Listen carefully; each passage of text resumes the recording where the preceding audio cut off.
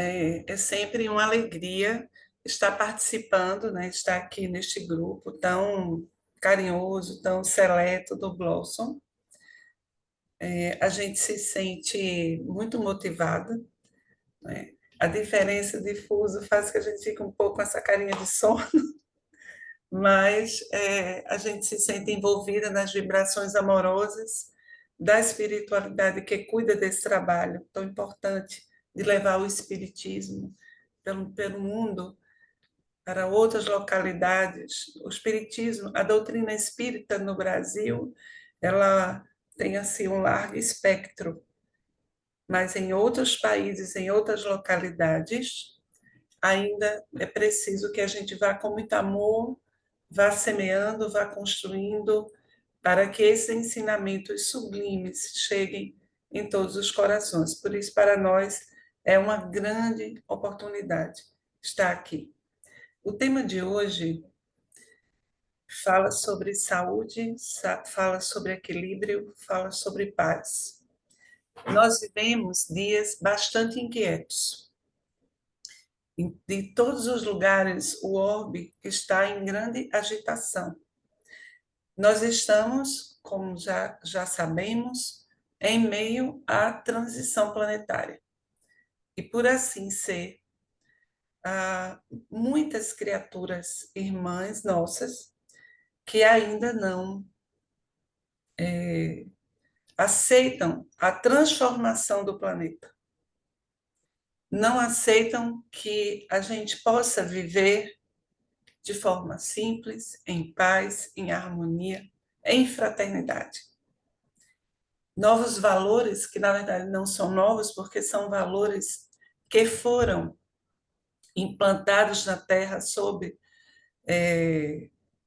os projetos, sobre os impulsos do nosso Mestre Jesus. Esses valores, eles estão sendo questionados, estão sendo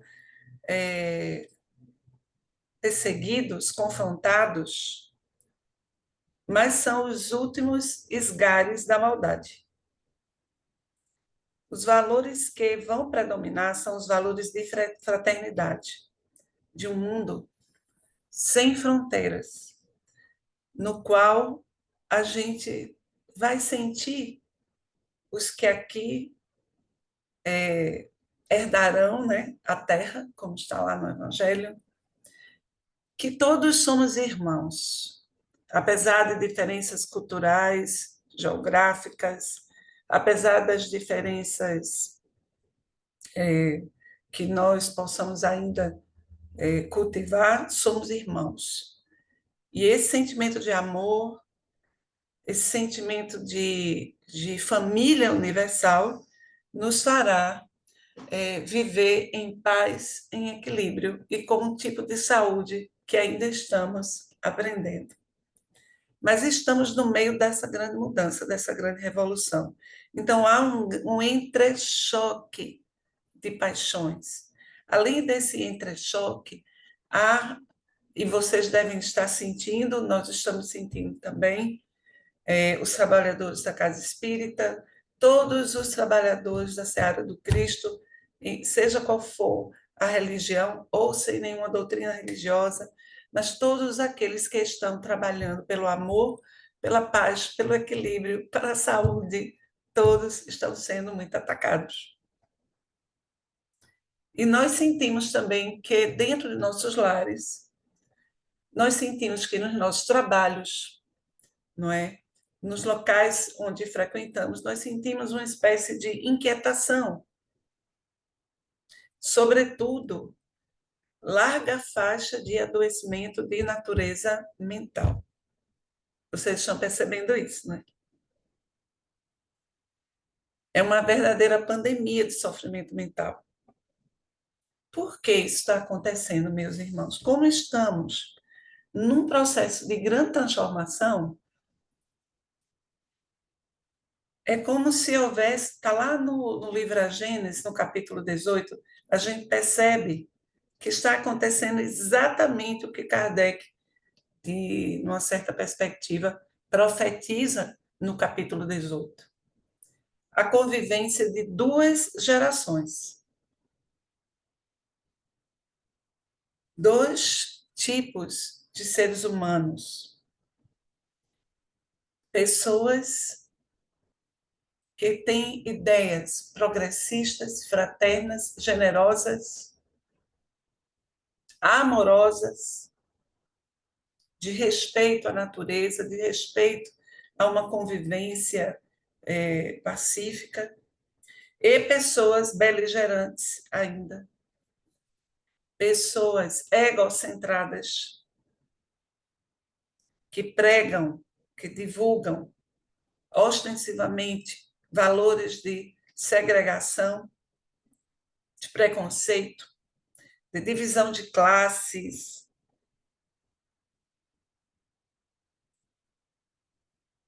São os valores deste mundo que está ficando para trás.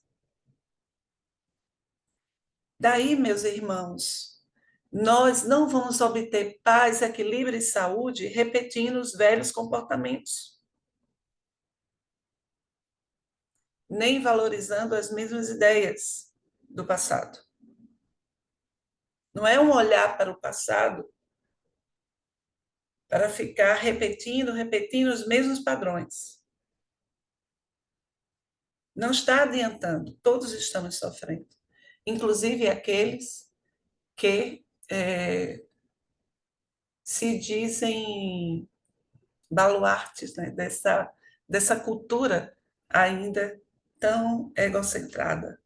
Todos estão sofrendo, porque o sofrimento mental, o esvaziamento da alma, né, a depressão, a ansiedade, a angústia, os vícios, vícios de toda sorte, em todos os países nós estamos vendo isso. Eu lembro, no começo dos anos 2000, a espiritualidade avisando isso que está acontecendo hoje. Eu lembro dos textos, eu lembro das mensagens, principalmente as mensagens do Dr. Bezerra de Menezes, por ocasião da reunião do Conselho Federativo, avisando. A benfeitora Joana de Ângeles se dedica à construção de uma obra toda focada na psicologia, nos ofertando instrumentos para que a gente possa enfrentar essa fase. Então, nós não vivemos mais uma época no espiritismo, que nós somos espíritas, não é? De ter aquele guia, aquela pessoa, pessoas maravilhosas como Divaldo, para que a gente siga, não é mais isso.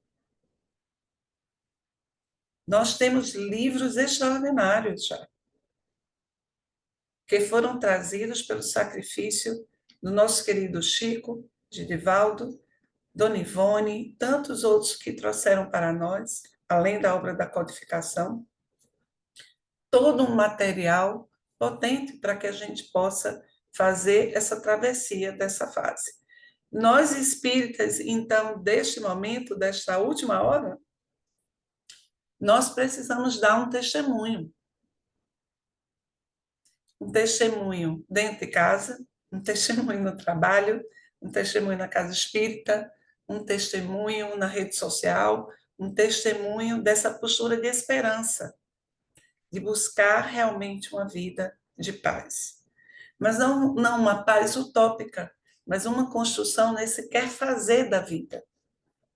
E para isso a gente precisa entender qual é o sentido realmente aqui da existência. A existência humana ainda é marcada por experiências de dor. Nós passamos por momentos de alegria, momentos de paz, momentos de felicidade, mas também somos convocados, todos, ainda a passar por experiências de dor. Dor, porém, não é sofrimento. A dor é diferente do sofrimento. O sofrimento diz respeito à atitude diante dos processos de dor, que fazem parte da condição humana, ainda. Então, a benfeitora querida Joana de Ângeles, ela vai dizer, num texto chamado Alegria, Viver com Alegria, ela vai dizer o seguinte, que a existência física aqui na Terra não é uma viagem miraculosa ao país da fantasia. mas é uma experiência de evolução assinalada por processos de refazimento uns e outros de conquistas inevitáveis, que geram sofrimento, porque tem a finalidade de, vejam só, meus irmãos, geram sofrimento porque tem a finalidade de desbastar os duros metais da ignorância e aquecer o inverno do primarismo que ainda enfrentamos dentro de nós. Então, nós passamos por experiências que ajudam a nos desbastar. Eu gostei dessa imagem, não é? E aí, James Hollis, que é um analista junguiano, eu já sempre falo dele, eu tenho oportunidade, quando eu tenho oportunidade, eu sempre falo dele. Inclusive, já houve um encontro nosso que eu citei uma obra de James Hollis, que se chama Os Pantanais da Alma.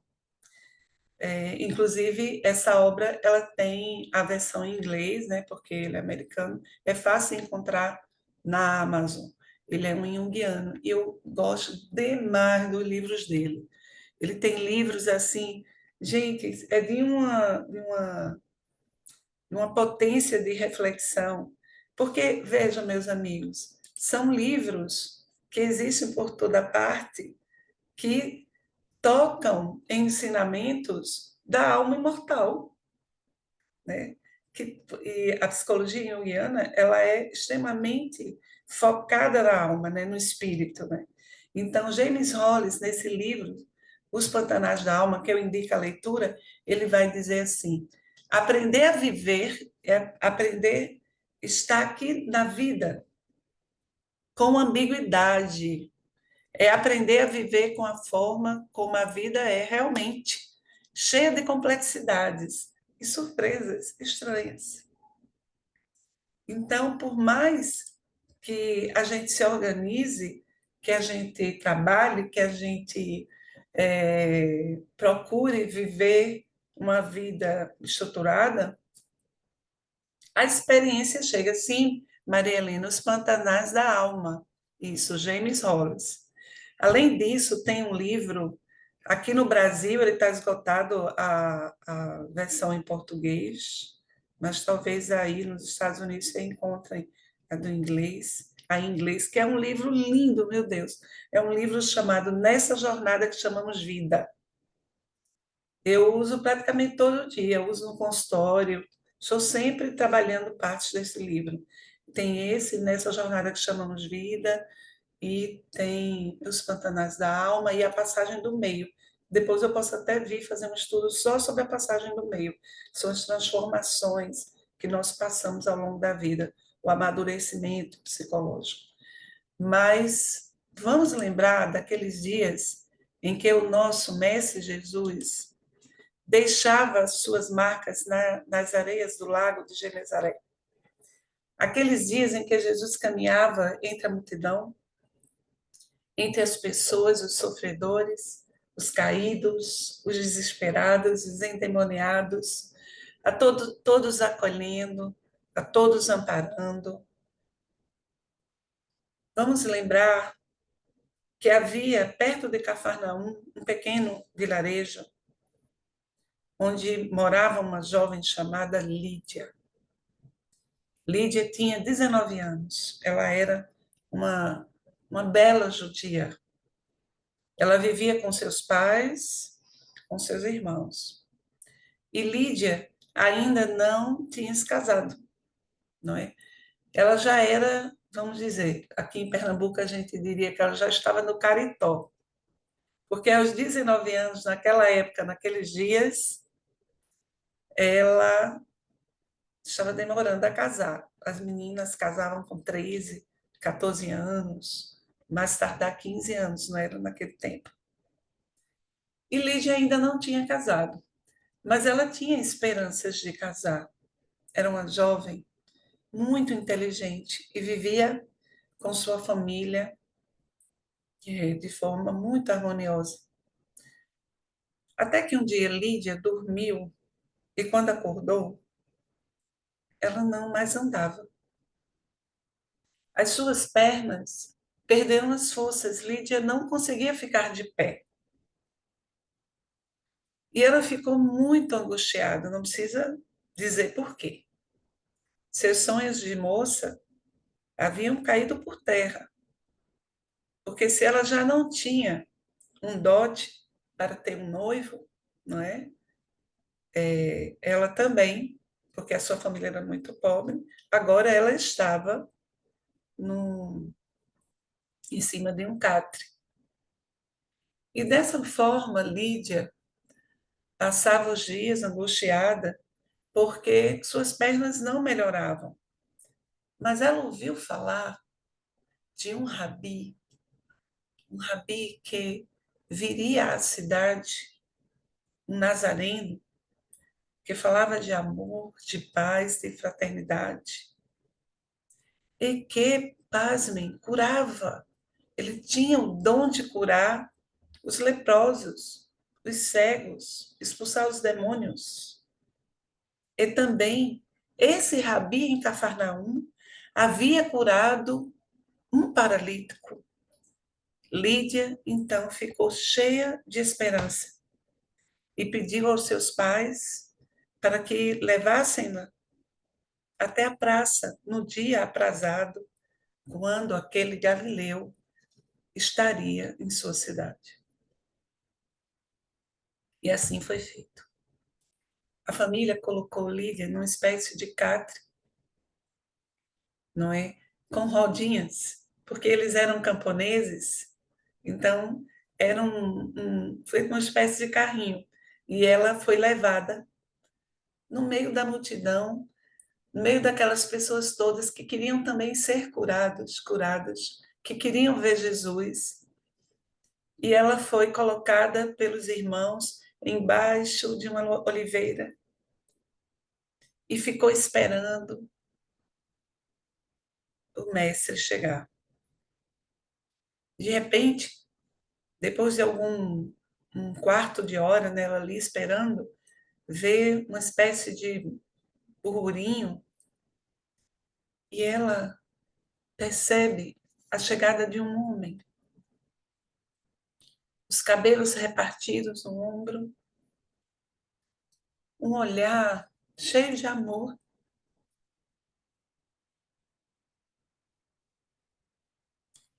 com uma aparência cheia de luz, vestido de forma simples, como um nazareno, calçado com sandálias de pescador. Ele se senta numa pedra, saúda a todos e começa a falar de uma forma que penetrou profundamente no coração de Lídia. Lídia ficou tomada pela presença daquele rabi. E o seu coração batia forte, porque depois que ele falou, ele saía junto, ia em cada pessoa e ia curando aqueles que podia. Ele passou por ela mais de uma vez e não a tocou, não a curou. Mas não tem problema, pensou Lídia. Amanhã mesmo eu estarei aqui. Então vamos deixar Lídia aqui na expectativa de ser curada por Jesus e vamos deixar essa aba, esta cena dessa história e vamos tecer algumas reflexões. Aqui, Olga já colocou James Hollis, Passagem no Meio, Pantanais da Alma, nessa jornada chamada Vida. E Tiago já colocou, foi mais esperto aqui, já colocou o link da Amazon, das versões em inglês, que chega rapidinho aí na casa de vocês, né? Olha, se vocês encontrarem nessa jornada chamada Vida em inglês, pelo menos o formato para ler, né? Virtual, vale muito a pena. Aqui no Brasil, eu não tenho esse livro. Eu terei uma cópia, porque eu não consegui comprar. Tá? Está esgotada a versão em português. Mas vamos voltar aqui.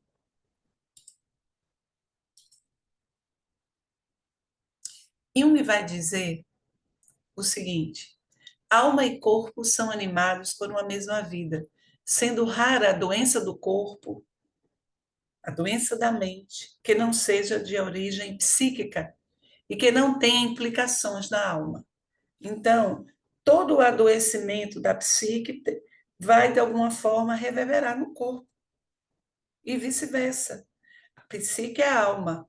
Então, o que acontece em nossa alma, os sentimentos, as emoções, os valores, as nossas escolhas atuais ou transatas, escolhas do passado, espíritas sabemos que escolhas e atitudes, pensamentos, sentimentos de outras vidas reverberam na saúde do nosso corpo hoje, porque tudo está interligado.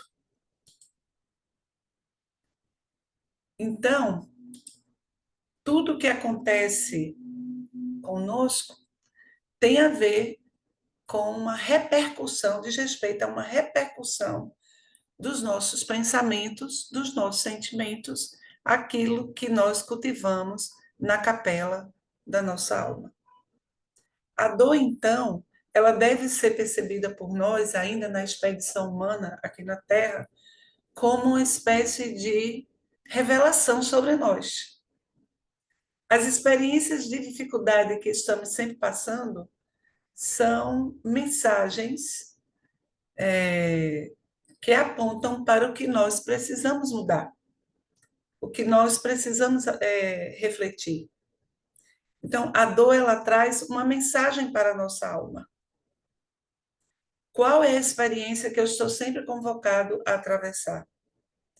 O que é que marca a minha vida numa perspectiva dolorosa, mas também de alegria, tá? Mas é porque nós estamos falando de saúde, não é? Paz e saúde, principalmente de saúde agora. E a falta de saúde traz uma experiência de dor, de dificuldade.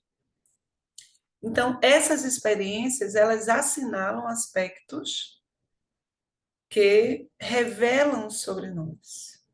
Onde está a nossa dificuldade?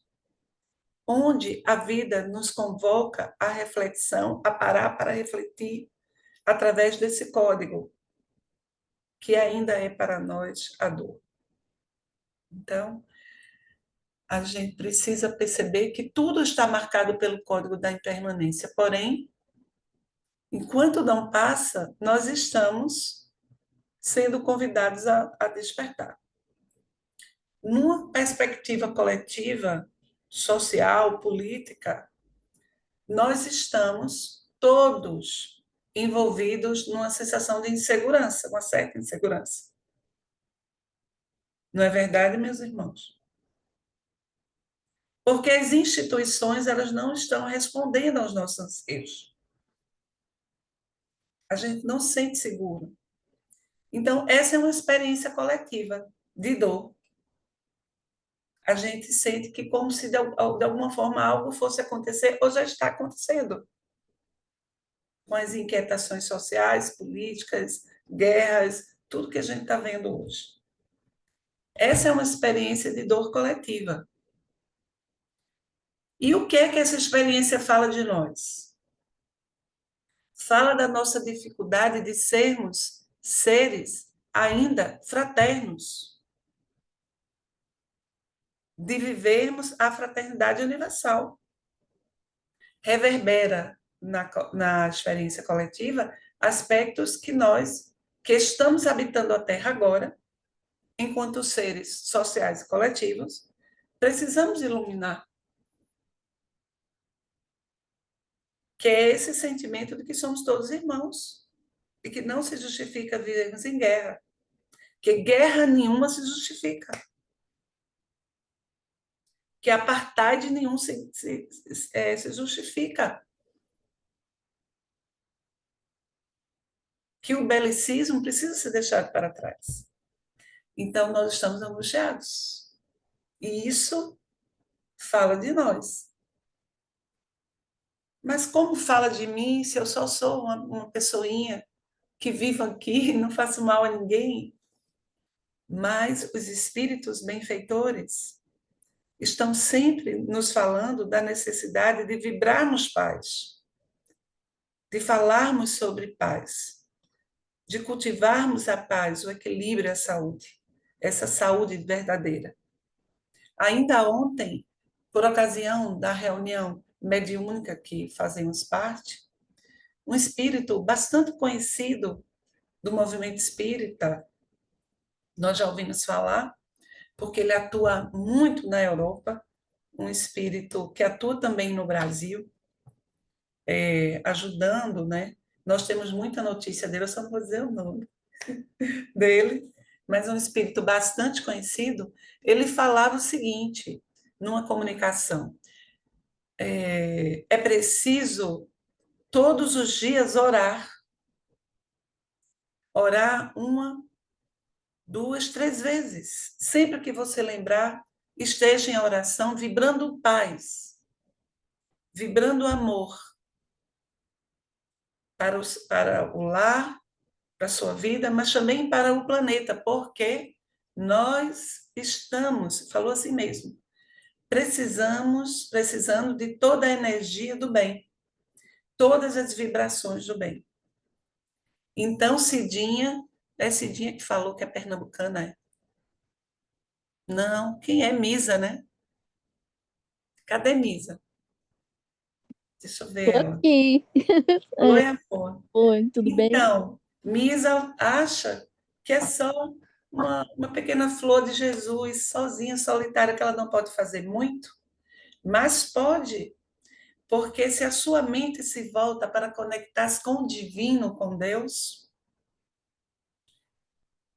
com os benfeitores do planeta, do orbe, com Cristo, e começa a irradiar amor, vibrar paz, vibrar em branco. Sabe o que é vibrar em branco?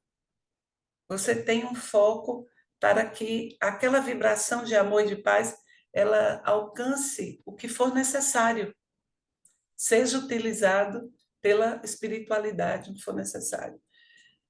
Você não tem ideia, Misa, como você está ajudando. Então, na nossa casa, no nosso trabalho, no nosso ambiente, nós já podemos começar essa revolução de paz, de amor e de fraternidade, com as nossas preces, com a nossa postura, nossa forma de agir, a forma como a gente se comporta com todos que compartilham a experiência conosco. E aí mesmo com os joelhos desconjuntados, ontem eu dizia a esse benfeitor que falava assim, então nós, ele falava, contamos com vocês, contamos com a presença de vocês, e aí na hora eu falei, mesmo com os joelhos desconjuntados, porque eu estou literalmente com o joelho desconjuntado, com um problema no joelho. E aí ele falou, ele riu, deu um risinho assim, disse: É, minha irmã, sabemos o que está acontecendo com você. Mas, e mesmo com os joelhos desconjuntados, quer dizer, juntar as nossas as forças e enfrentar a vida. Porque esses processos de dor, de dificuldade que nós estamos passando, eles são oportunidades de construção de uma saúde plena verdadeira. Porque eles nos convocam à mudança, uma mudança que vem de dentro para fora. Todo o processo é aqui dentro, é na nossa alma e vai reverberar no orbe, porque nós passaremos a ser seres que irradiaremos amor, irradiaremos saúde, e isso vai provocar uma espécie de mudança do planeta coletiva, não é? As mudanças que Jesus vem propor, elas não se dão através de revoluções externas, mas exatamente na revolução que se dá dentro de nós. Então, como adquirir paz, equilíbrio e saúde? Busca os ensinamentos do Mestre. Estuda o Evangelho nessa perspectiva de uma carta ética, de uma carta de amor e de fraternidade. Reflete sobre os chamados da alma. Quais são ainda os padrões em que nós estamos presos? individualmente e coletivamente. James Hollis, no livro Nessa Jornada Chamada Vida, ele faz três perguntas. Ele diz assim, ele nos leva a tecer a seguinte reflexão: quais são as verdades, a verdade que está vivendo a nossa vida? Essas verdades são crenças, são ideias, nem sempre muito iluminadas, muitas vezes complexadas. E aí, como nós somos espíritas, nós podemos dizer que nós trazemos desde vidas anteriores. São padrões de comportamento, são sentimentos que nos aprisionam na roda da dor e do sofrimento. São verdades que estão vivendo a nossa vida.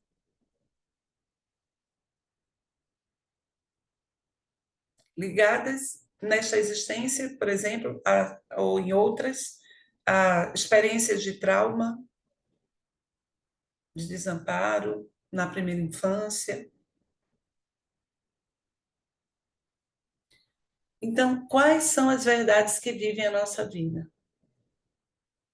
Segundo, quais os padrões, quais são os comportamentos?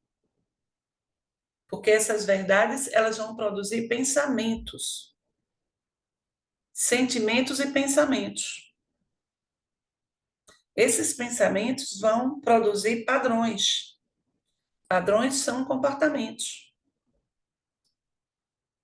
Quais são os comportamentos que resultam dessa verdade?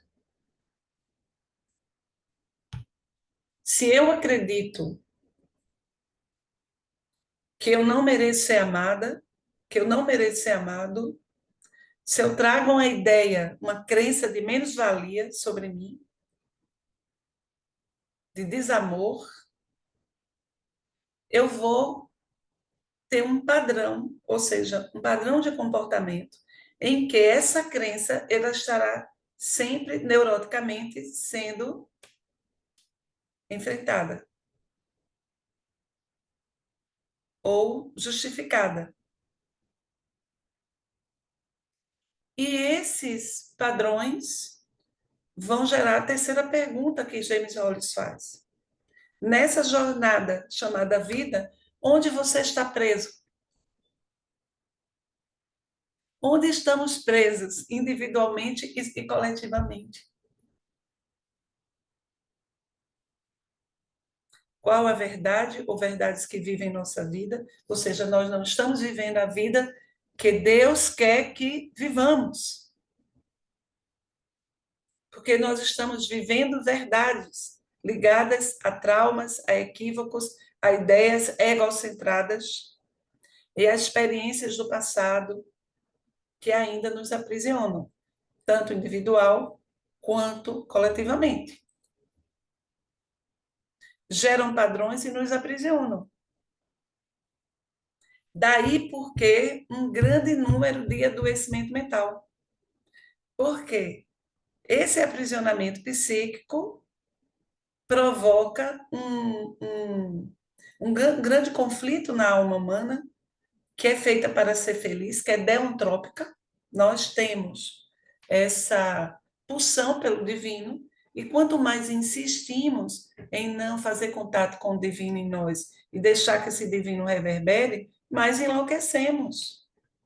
As pessoas que estão por aí, dividindo as famílias, os países, fazendo guerras, perseguindo, divulgando ideias fratricidas, ideias de destruição da natureza, de acumulação de riquezas. A Terra não suporta esse modelo mais, minha gente, de acumulação de riquezas. O orbe não suporta acumular, acumular, consumir, consumir. As roupas hoje a gente compra, já reparou? A gente compra daqui a um mês, ela já está, aqui a gente fala, ficando fubenta. Ela começa a ficar, ela não tem qualidade, o tecido, aquilo vai se acabando, é para a gente comprar mais e ficar consumindo e produzindo lixo, a quantidade de lixo, gente, feito pela indústria têxtil, a indústria de roupa no planeta, é uma coisa absurda. E a gente tem sempre que estar consumindo, trocando, não é? Por que que a gente tem que estar comprando tanta roupa? Por que mesmo, hein?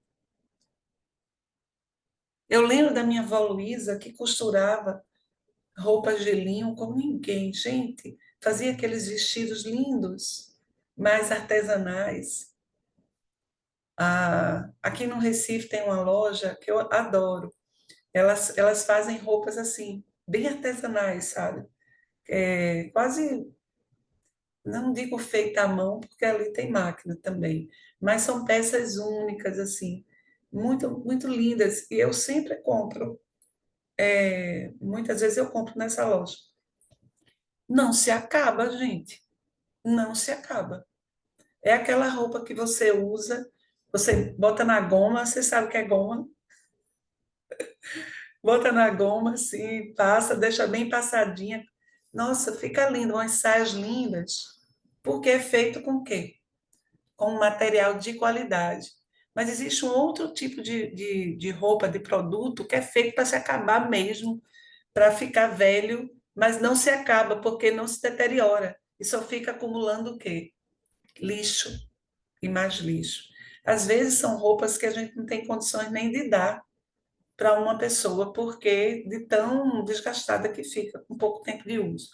E essa é uma cultura do descarte. Nessa cultura do descarte, não só eu tenho que acumular o máximo de riqueza, mas aqui, inclusive, as pessoas são descartadas. Na década de 80, 90, nos anos 2000, a gente ainda falava dos excluídos da terra. Hoje, Padre Júlio Lancelotti, eu escutando uma fala dele, uma vez, que ele é um verdadeiro apóstolo, né?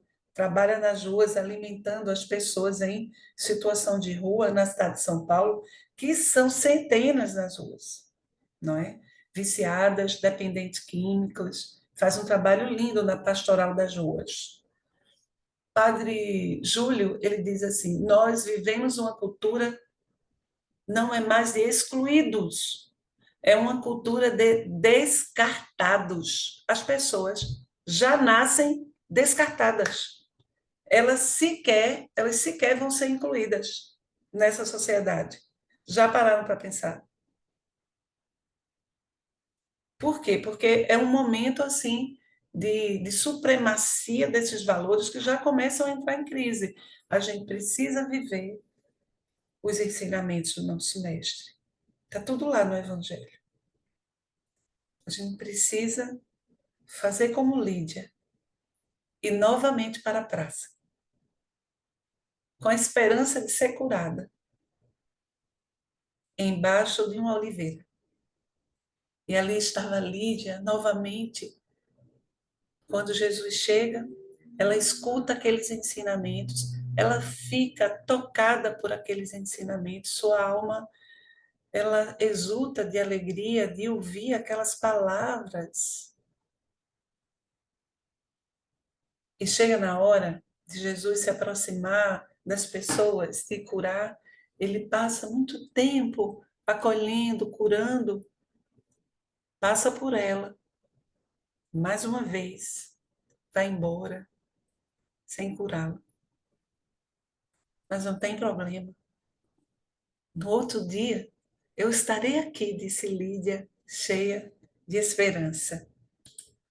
E vamos deixar Lídia aí um pouquinho.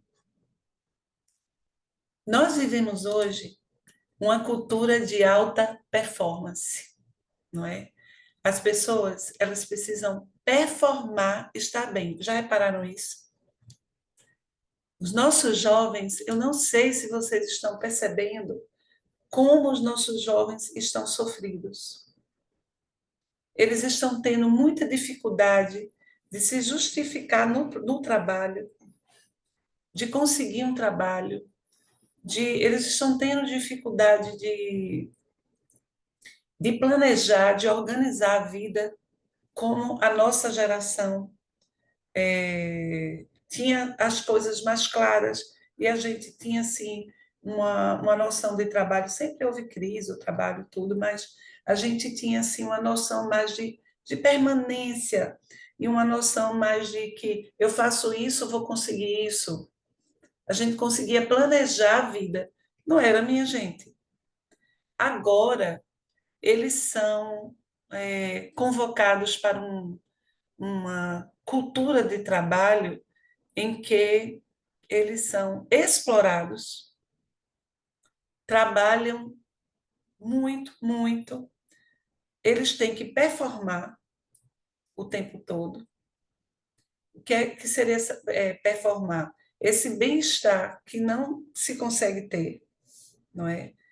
E o que a gente está percebendo são jovens, antes da casa dos 30 anos, desenvolvendo burnout.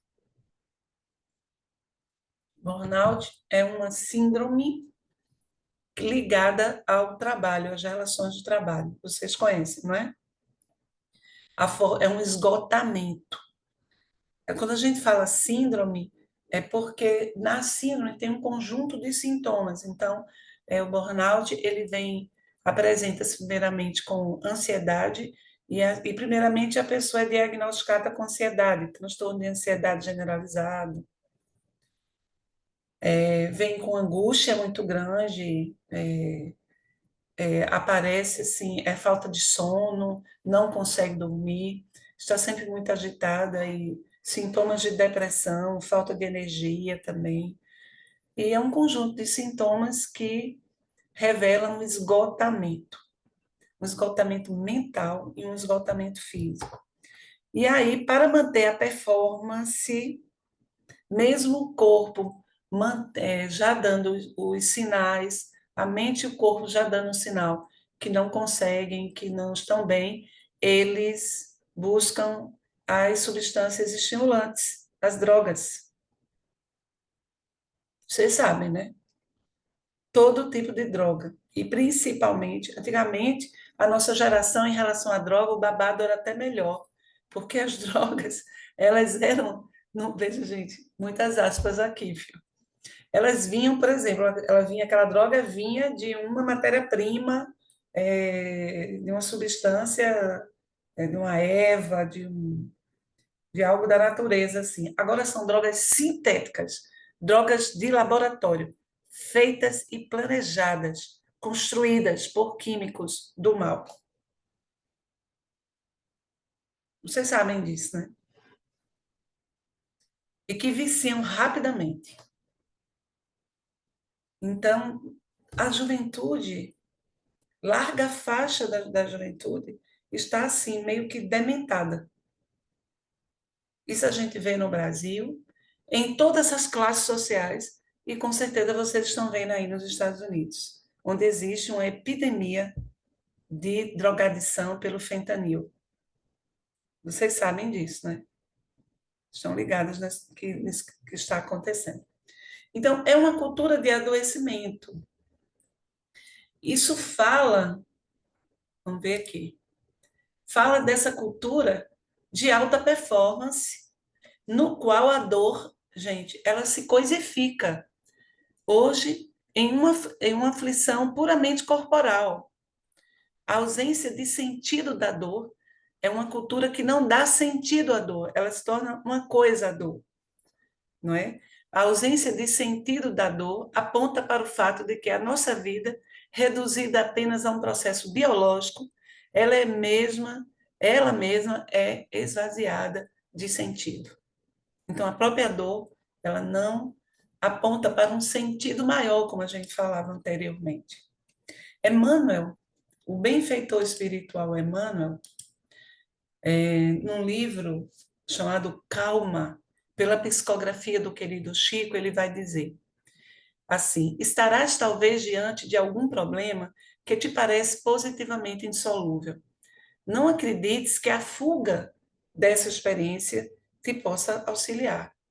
Pensa nas reservas de força que jazem dentro de ti e aceita as dificuldades como se apresentem. Não abandones a tua possibilidade de trabalhar e continua fiel aos propósitos, próprios deveres. Assume a responsabilidade, as responsabilidades que te dizem respeito. Evita comentar aspectos negativos da provação que atravessa. Ora, mas ora com sinceridade, pedindo proteção de Deus em favor de todas as pessoas envolvidas no assunto que te preocupa, sejam elas quem sejam. Então, Emmanuel, aqui no livro Calma, ele traça uma postura para que nós devemos ter diante da dor, diante dos processos de dificuldade. Mas nós vivemos uma cultura que coisifica a experiência. Primeiro, nós somos convocados a nos desconectar, nos alienar do que está acontecendo conosco. Daí porque o adoecimento mental vem convocando todas as pessoas. Gente, hoje eu brincava conversando com uma paciente que ela está iniciando um relacionamento, ela está começando a namorar uma pessoa, e aí a gente estava brincando. Isso que eu me perguntei, como foi, como é que está sendo aí o começo desse relacionamento, não é? Você já descobriu o CID? Aí ela disse, o CID, começou a rir. Eu disse, você tem que perceber qual é o CID. Primeiro, porque todos nós temos um CID. O problema não tem um CID. Um CID é, na classificação CID-10, algum adoecimento de natureza psicológica. Eu já descobri o CID. O problema é se é um CID muito grave. E a gente riu, porque todo mundo está passando por esta ou aquela ansiedade, algum momento de depressão, alguma angústia. Todo mundo, gente, de pobre a rico, não é? Isso fala dessa necessidade de mudarmos. A gente precisa mudar. E como não mudamos, nós estamos adoecendo. Então, a gente vai voltar aqui para a nossa querida Lídia, que novamente foi para a praça, escutou Jesus, encantou-se com os ensinamentos, guardou os ensinamentos no seu coração. E mais uma vez, Jesus passa por ela e não cura as suas pernas. Jesus vai embora da cidade. Lídia chora muito e ficou muito chateada com Jesus. Por que aquele rabi que ensinava coisas tão lindas curou a tantas pessoas? Por que ele não me curou? Passaram-se os anos, passaram-se os dias, os anos. Lídia já não tinha esperanças de que seria curada. Até que ela ouviu a notícia que Jesus havia sido crucificado. E naquela noite, antes de dormir, ela chora, chora de molhar o travesseiro. Porque ela não ia mais ser curada. Ela teria que levar a vida daquele jeito, dependendo das pessoas. Não iria casar, não iria ter filhos. Todos os seus sonhos de moça estariam ali enterrados. E aí Lídia dorme assim, chorando. Quando de repente, dormindo em sonho, ela vê adentrar lá no cômodo onde dormia uma linda claridade e ela vê Jesus de braços abertos. Se aproxima dela, enxuga as lágrimas do seu rosto e diz: Lídia, Lídia, por que choras? Choro, Rabi, porque tu não me curastes e eu vou viver presa neste catre. Meus sonhos femininos, meus sonhos de mulher não vão se realizar. Eu não vou ter uma família. Lídia, todos os dias que tu estavas embaixo daquela oliveira na praça, eu percebia a tua presença, eu escutava os teus pensamentos, teus pedidos, para que eu curasse as tuas pernas. Lídia, se eu curasse as tuas pernas, será que assim você ganharia a vida de verdade? Lídia, quem é a nossa família? Onde está a nossa família? Eu sei, Lídia, que você gravou na sua alma os ensinamentos que você escutou naqueles dias. Chegou a hora de você revelar esses ensinamentos para a família universal. No outro dia, Lídia acorda ainda com as pernas paralisadas, mas o seu coração, a sua mente estavam cheias de saúde e de esperança, estavam cheias de alegria. E Lídia sabia o que fazer. Ela se conectou à sua guiança interna. Ela lembrava da presença de Jesus, da visita de Jesus. E ela pede aos seus irmãos que levem-na para aquela mesma praça, embaixo da mesma oliveira. Naquele momento, Lídia sabia o que fazer, porque ela estava conectada com o sentido da sua vida. Ela não estava mais presa aos padrões dela. Ela tinha construído uma verdade. A vida precisava ter um sentido no amor. E ela tinha muito amor para dar.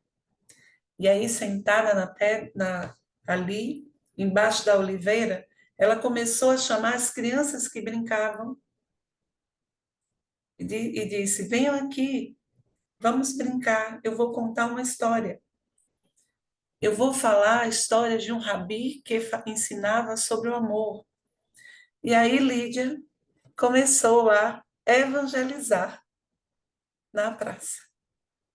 Levou toda a sua vida evangelizando as crianças na praça, na rua, servindo a Jesus, servindo a Deus, falando, ensinando aqueles ensinamentos realmente libertadores. Quando já estava velhinha, cabelos brancos já cobertos pelo manto, Lídia vai deitar e vai dormir. Pega no sono e eis que novamente Jesus adentra seu quarto, cheio de luz, os braços abertos. Ela diz: Rabone, nunca mais me visitastes, que alegria. Ele diz: Lídia, hoje eu vim te buscar. E aí Jesus, eita, está Lídia, levanta e anda, porque tu, Lídia, nunca mais ficarás paralisada. E Lídia se levanta e sai andando com Jesus. Toda vez que eu conto essa história, fica assim. Ela é muito linda. Então, meus irmãos, como ter equilíbrio, como ter paz, como ter saúde? É preciso que a gente, como diz James Hollis, que a gente enfrente cada Pantanal com uma pergunta implícita. Qual, cada Pantanal da nossa alma, cada momento da nossa travessia, qual o significado dessa experiência na minha vida, na minha história? Qual o significado dessa depressão, dessa ansiedade, desse adoecimento, dessa dificuldade? Pelo que sou possuído. Isso vai nos permitir ser ativos diante da experiência, construir saúde, a construir paz, construir esperanças, e não passivos diante do sofrimento. Quero concluir trazendo uma mensagem do benfeitor espiritual Emmanuel, pela psicografia de Chico, no livro Rumo Certo. Emmanuel diz: ainda que todos os apoios humanos te falhem de improviso, nada precisas temer. Ele, Jesus, que ama, trabalha e serve sem descanso, espera que ames, trabalhes, sirvas quanto possas, assim como fez com Lídia. Que possamos seguir o exemplo de Lídia. Juntemos os nossos joelhos desconjuntados. Sigamos para a praça, embaixo da oliveira da nossa vida, da nossa experiência, da nossa existência. E comecemos a viver Jesus com sentido ético, sentido de amor, de paz e de esperança. Muita paz, meus irmãos. Nani, muito obrigada por suas colocações, elas foram muito importantes. Todo mundo ficou se despejando em lágrimas aqui também, não foi só você. Nós temos muitas colocações de conforme você foi falando, esclarecendo, as pessoas foram colocando seus pensamentos, suas colocações no chat, em função daquilo que você estava mencionando. Mas eu tenho algumas perguntas aqui do privado e eu gostaria de fazer pelo menos algumas, né? De que forma os pensamentos e emoções podem influenciar a saúde física? Nós, enquanto espíritos reencarnados, todo o nosso padrão de pensamento e padrão afetivo reverbera no corpo físico. Os nossos centros de força, localizados no corpo perispiritual, eles são afetados pelas nossas emoções e pelos nossos pensamentos. Os centros de força estão conectados aos órgãos do corpo físico. Então, vamos dar uma experiência muito simples. Ao que acontece comigo. Quando eu estou passando por um aperreio, um estresse muito grande, eu estou estressada, passando por dificuldade, eu começo a desenvolver placas aqui, ó. Diz que é psoríase. Ó, Sim, eu fico assim, ó, tá vendo? eu disse. A pele é um órgão, não é? Então, imediatamente, a minha pele manifesta essa angústia, esse aperreio, esses pensamentos, o que está acontecendo com as minhas emoções. Então, os pensamentos, eles estão vinculados aos sentimentos. As emoções, gente, as emoções, elas são atávicas. O que é que a gente pode dizer por atavismo?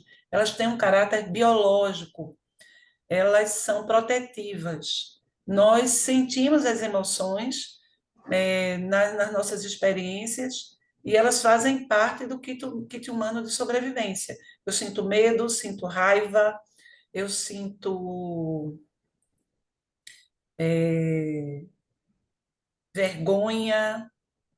Essas emoções, elas estão ligadas a aspectos da necessidade de sobreviver, não é? Então, eu sinto para poder enfrentar aquela experiência.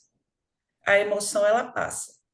Quando a emoção é cultivada, ela atravessa a cognição, o pensamento, ela vira um sentimento. Nós vamos armazenar um sentimento. Faz sentido? Sim, Então, a gente vai começar a cultivar aquilo ali. A raiva, por exemplo, ela é uma emoção humana e ela é uma emoção protetiva. A gente precisa sentir a raiva. Se ela chega, a gente precisa sentir e escutar o que a raiva está dizendo. Eu estou com raiva. Por que que eu estou com raiva? O que é que isso está falando? Está pedindo que eu me proteja, que eu me defenda, que eu modifique um comportamento. A raiva ela tem um sentido. Agora, quando eu não faço contato com ela, eu digo, não, eu não posso sentir raiva, né? Porque eu sou espírita, eu sou cristã, então eu não sinto raiva, eu já sou o iluminado. Mentira, que a gente sente.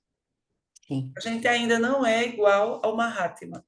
O Mahatma sequer era atingido, Gandhi, sequer. Ele não tinha isso. Ele já estava em outro nível. Nós ainda temos. Então, nós precisamos fazer contato com a emoção para iluminar a emoção. Então, se eu sinto raiva, eu sinto porque algo está acontecendo. Quando eu não faço contato, a raiva vai ficando acumulada ali, eu não ilumino, ela vira rancor. E o rancor afeta os centros de força do plexo cardíaco. Pode alterar as células do corpo físico e desenvolver câncer. Ser o gatilho para um câncer, o rancor, o ressentimento. Ou para uma cardiopatia, ou outro tipo de doenças. Veja, gente, quando nós sofremos um impacto emocional, algumas pessoas elas sentem o sistema gástrico atingido imediatamente. Então, há uma relação profunda das emoções, dos pensamentos, com a saúde do corpo. A saúde integral, ela não prescinde dessa perspectiva iluminada, a gente começar a iluminar os nossos pensamentos, nossos sentimentos, mudar a nossa conduta, a forma como a gente vive. Faz sentido? faz muito sentido e a sua fala respondeu duas ou três perguntas já. Ótimo. Vou passar para outra. De que forma a oração auxilia na busca pela paz?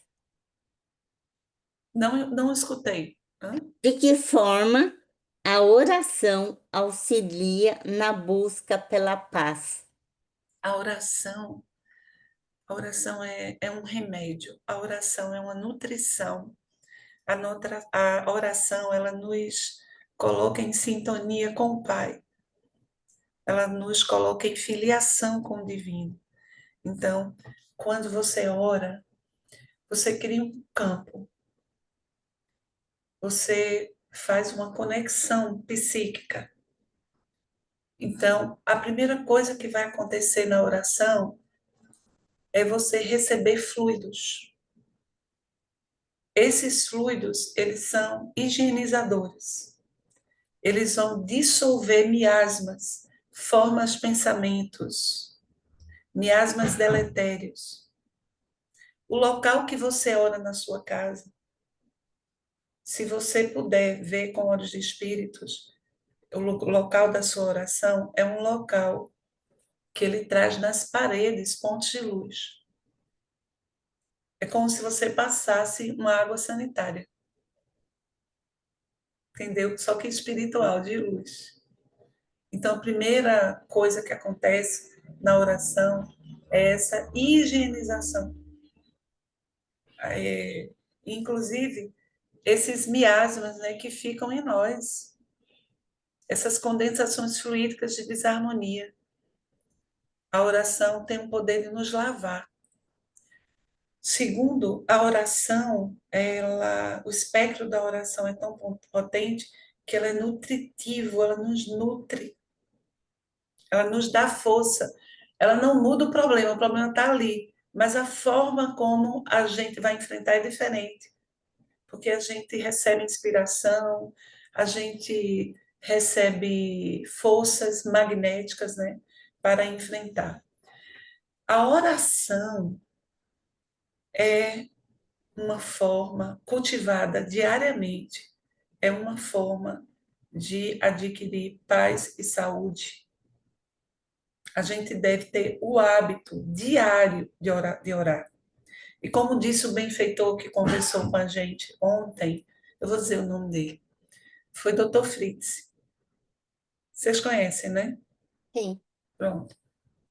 Ontem a gente estava fazendo um trabalho que tinha a ver com um pouco com o continente europeu, envolvendo espíritos ligados a questões de guerra e outras coisas que estão acontecendo, e ele estava ajudando. E ele falava sobre isso, não é? que a gente tem que orar, não uma vez, mas duas, três, está sempre procurando orar. Sempre que lembrar, orar e irradiar. Irradiar amor, pedir paz. Porque esse é um momento muito grave que a Terra está passando. Mas vai passar, viu, gente? Vai passar porque Jesus está no leme, não é? Olha, Nani, nós temos muitas colocações no chat que o pessoal falou agradecendo, se posicionando. Tínhamos mais perguntas, mas em função do avançado da hora já, eu vou pedir para você fazer suas considerações finais para nós e a prece de encerramento. E antes eu só quero dar um avisozinho que ainda nós não temos o nome da palestra da semana que vem. Mas assim, que tiver aqui me coloca para todos nós, tudo bem? Então vamos pedir para a Nani fazer a nossa prece. Nani, querida, por favor, Queria concluir, antes da prece, com um poema de Rubem Alves. por favor.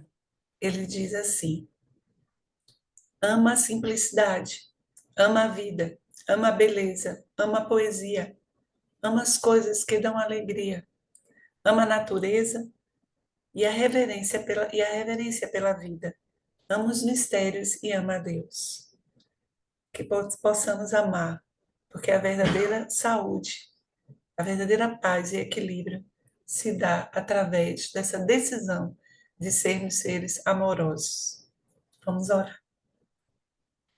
Amigo Jesus, divino condutor de nossas vidas, estamos felizes, agradecidos, Senhor, pela oportunidade de servir em meio ao campo de luta que estamos atravessando. Estamos aqui falando do teu evangelho, lembrando da tua presença amorosa entre nós. Estamos aqui, mestre, nos confraternizando, nos conectando além fronteiras. E aí, então, queremos aproveitar a oportunidade, todos nós que aqui estamos, para vibrar paz, para rogar a Deus, nosso Pai, que se compadeça de nós, habitantes aqui da Terra, para que o seu amor possa se reverberar em todas as faixas do nosso planeta, principalmente onde neste momento a dor, sofrimento, desespero, fome, angústia das criaturas humanas. Ó Jesus, abre os teus braços e que do teu coração amoroso possam se irradiar eflúvios de paz, de cura, de amor para o nosso orbe. Ampara, amigo divino, por acréscimo de misericórdia, os nossos lares, a nossa família, aquelas pessoas que são o objeto maior das nossas preocupações. Que as luzes do teu coração, Senhor, possam nos envolver. Assim seja.